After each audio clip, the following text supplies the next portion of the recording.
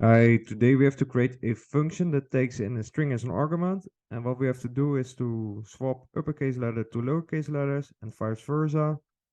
And note, we should not mutate the original string. Well, here we are. First of all, we have to iterate through the string, so for letter and then in the range of the length of the string. Then we can print out the letters, string and then the letter. There they are. And what I want to do now is to perform a check, and that's the following. A string has a built-in property, and that's called isUpper, and it actually checks out if a character is an uppercase or lowercase, and it returns a Boolean value. And then we perform the check isUpper.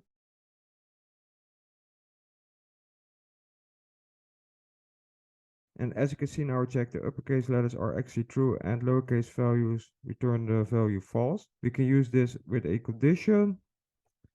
So if the letter is an uppercase letter,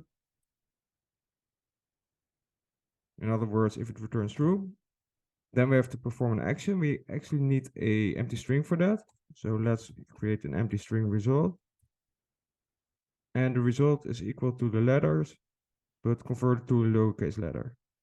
Again, we have a property for that to convert them to lowercase letters, and that's called lower.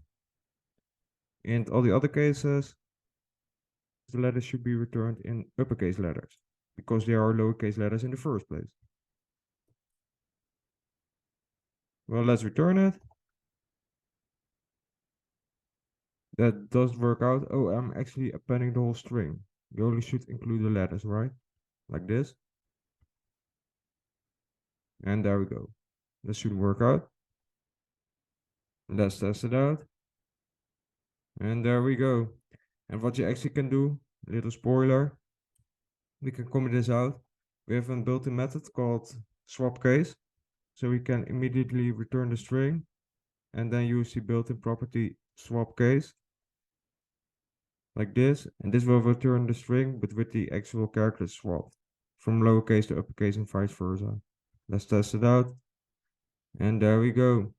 Hope this video has been useful and hope to see you in another video. Ciao.